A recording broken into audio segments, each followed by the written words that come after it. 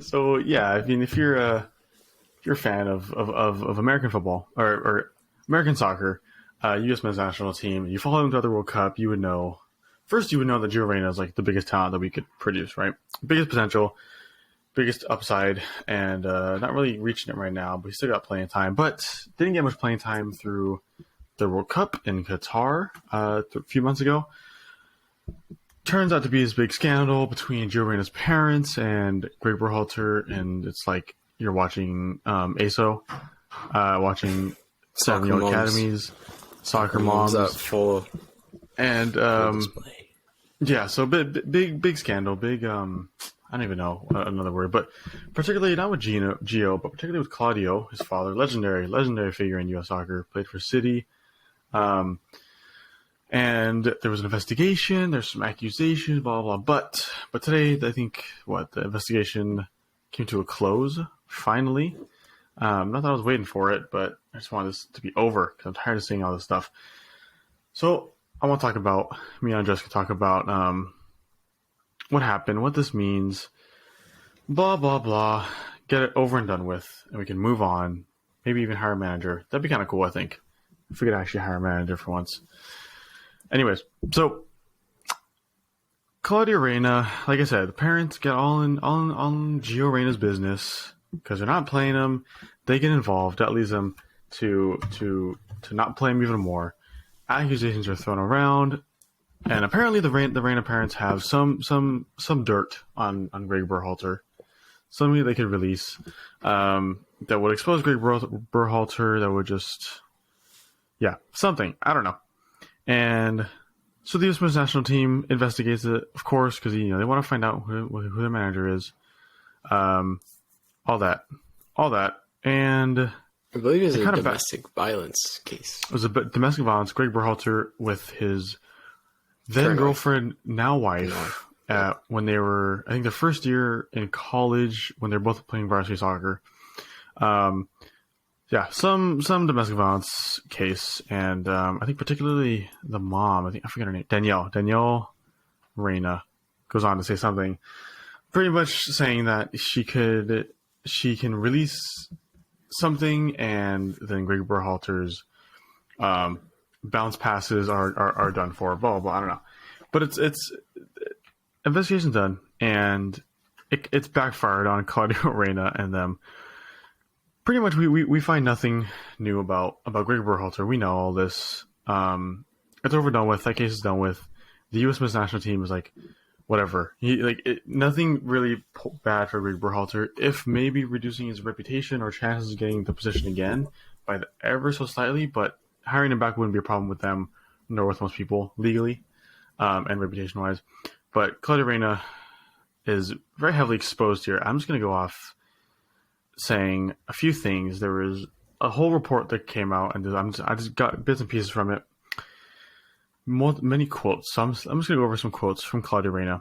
So Claudio Reyna texted Ernie Stewart right after they played Wales in the World Cup. He said, "What a complete and utter effing joke. Our family is disgusted, in case you're wondering, disgusted how a coach is allowed to never be challenged and do whatever he wants.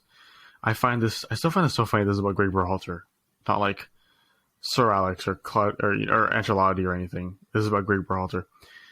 So he says that, right? And it's like, okay, we understand, blah blah. They're not happy with Gio Reyna, with his family getting played. He said, "Our entire family was disgusted, angry, and done with you guys. Don't expect nice comments from anyone in our family about U.S. soccer, and being transparent to you, not like the political clown show of the Federation." Do you even know what happened? Like, do you even know why they're saying all this stuff? Because this is just stupid. This is just unnecessary. And then Claudio's sexist side comes out. I don't know if you've read his comments as well. I have not heard these comments. There's also some things saying, let's see. Oh yeah. When I told you that back from Claudio Reyna, this is why. Apparently around July 2018, he complained about a female referee in a match involving his son, Gio Reyna. The investigation committee or whatever obtained an email from Mr. Reyna in which Mr. Reyna said, quote, "Field referee everything. So embarrassing all the way around. He then sent a follow-up email that stated, "And in all honesty, can we get real and have male referees for a game like this? It's embarrassing, guys. What are you trying to prove? A game like this deserves better attention." And he seems to, I think he misspelled better, by the way, in the that's embarrassing. in the email, which is a little slightly more embarrassing. He didn't have that Grammarly. Not Grammarly. He goes on to say, after this in the communication last week, this is not appropriate or acceptable. Oh, man. It seems like he's always been involved from the get-go. Helicopter parent, it appears. Claudio Reynas is very interesting. Let's see. Let's keep going. Let's see. Blah, blah, blah. So this is about the mom now, Danielle Reyna. Oh, says, so much more than that. You're talking about 40 years of history between us for something like this to happen. And something along the lines of, once the tournament is over, I can make one phone call and give him one interview, and his cool sneakers and bounce passes will be gone. God damn. Mrs. Reyna was apparently telling Mr. Berhalter was his cool guy image that she could quickly take down. Apparently, I don't know. It's covered who the names in this, but someone said that the vibe was like Mrs. Reyna thought, like, I can take him down. He assumed Mrs. Reyna was upset because she may have felt Mr. Berhalter lied at his post-match press conference about Gio Reyna's health. Yeah, I don't know. It seems all stupid. It seems so dumb. That Bro, this is stuff that happens like you're 15 on a club team. I swear. This should not be happening at the professional level. I don't even want to say 15. This is like 12, 13-year-old, if that. Yeah, honestly, yeah, it happens. Not to it happens mention, at all ages groups, though, even younger, which is ridiculous. Yeah. Not to mention the fact that this kid, how old is he? Like 20, 21, around there. He's barely arguably the brightest. Yeah, and we're sitting here talking about it. Gio Reyna, age. He's 20. So 20. Yeah, he's 1 year older than me. He's 20. He's the hottest prospect in the men's national team. Almost by far. Player at Dortmund, pretty key player. Not key player for Dortmund, but he could grow to be a key player at Dortmund. And his parents think they have some jurisdiction to talk to Gregg Berhalter or about Gregg Berhalter because he didn't get playing time. Understandably so, by the way, in a World Cup at the age of 20. I don't understand. He's got 3 World Cups still in him, though. Like, literally, I'm sorry, if you're playing the World Cup with a very young team, you kind of want to take advantage of whatever experience you have, whatever experienced players you have, especially in the attack or like in the build-up to the attack, because you're playing against. He's not playing in the U20 World Cup. He's playing the World Cup. He's not playing against boys. He's playing against men, right? And you want a little experience, so it's understandable he's not going to get that much game time, regardless of how like much potential he can achieve. And it goes to a point where they have to call him out and ruin their reputation to try and get Gio Reyna more playing time.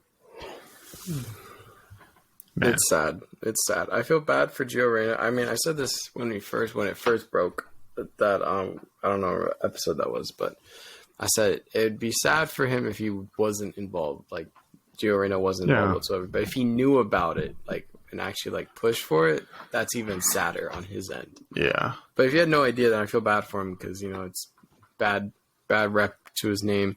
That's unneeded. But if he knew about it, then, I have no sympathy for him. But I don't think he did. What he's done so far, he's smart. He's smart, though, what he's done. He hasn't commented on it. Yeah. Hasn't said anything. He's playing his game right now, doing his thing for Dortmund. There's no need for him to comment on it, too, is the thing.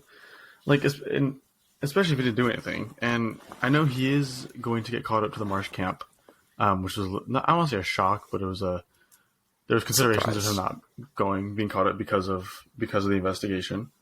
And he's going to be. So he's like, he's getting his opportunities. He needs to take them, not Claudio, not Danielle.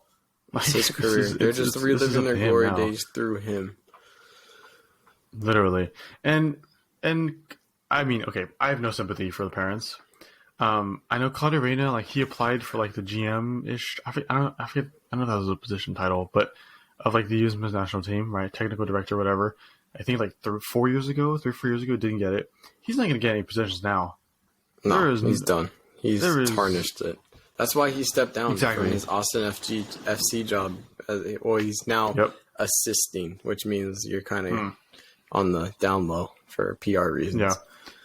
You have a puppet that you're telling how to do everything. But he's not going to get a high position anymore. I'd be surprised if he even stays in this position for much longer. How can you as a football club hire someone like that who, I mean, I know it's his son, but obviously has huge favoritism for players in general.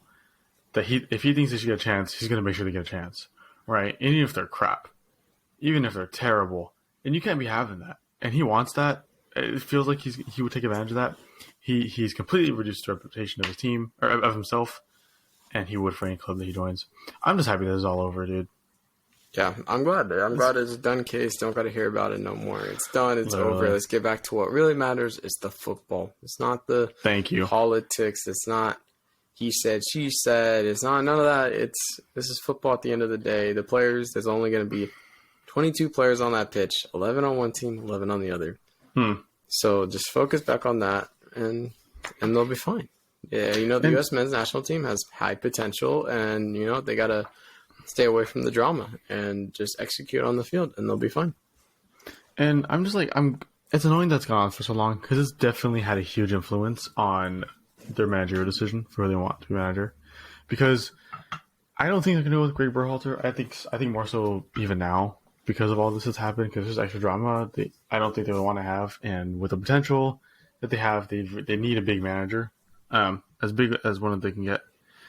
But it's definitely like, because I'm sure they wanted to wait for this whole investigation to be over with for them to make a full decision. Because there's still a little inkling that where they want Gregg Berhalter, or something along those lines, something that he brings. I don't know, but like. It's been 3 months since the World Cup, and we haven't found a manager yet, which I get. It's fine. It's only 3 months, which is very small in the big picture of the whole cycle. But you want people to come in now, especially with this team. The team's it's not getting any younger, the players at least. And you want someone to start forming their mindset, their mentality, their tactics, blah, blah, blah into this team. It's tiring. I think because we have Gold Cup this year already coming up soon. I think. Yep. I think I saw something on the Mexico national team that they're playing the U.S. for in the qualifying round for something. I don't know what. I was very confused when I saw it. I will fact check this, but yeah, I saw something on there. But I mean, but we have the Gold Cup this year in 3 months, 4 months. Like you got to get someone in now, and. I don't want Gregg Berhalter, but I'm glad it's over. They can finally sit down, talk to people, because there's been rumors flying around for a long time. Oh, we talked to Zidane, he doesn't want part of it. We talked to Mourinho, he wants no part of it. But reality, they haven't talked to anyone, and that's frustrating. As a men's national team fan, we need more. We need more now. Okay, sorry. It's a friendly. They'll be playing against each other in April. Sorry, I don't know why I read that, but yeah, it'll be cool to see. Mexico has a new manager. Interesting to see. He called up a lot of players that should have been called up for the World Cup. So interesting to see. He has a whole new midfield and new back line. So it'll be interesting to see. But I know we're not talking about Mexico here, but it says they're playing. Oh, this is interesting. They're playing. The friendly is a part of a new annual tournament. oh, my internet just died. All right. It's a friendly as a part of a new annual tournament called the All-State Continental Classico. Oh, that's just free. That's a money grab right there, if I ever heard one. As a release from U.S. Soccer states, they will see the U.S. men's national team hosting a top-tier opponent from North, Central, or South America. They were contrasting World Cup fortunes for the blah, blah, blah, blah, new coaches. Yeah, all right. So I guess whatever. That's some money grab and a half. Yeah. But yeah. Hey, I mean, you gotta do, I guess. Try and expand your brand, and that comes with money. Hey, more games to watch. I'm fine with that. As long as it's competitive. So let's just hope they can get their crap in order ahead of the next World Cup. Speaking of the World Cup, though. Hopefully they can get the crap in order during this World Cup cycle.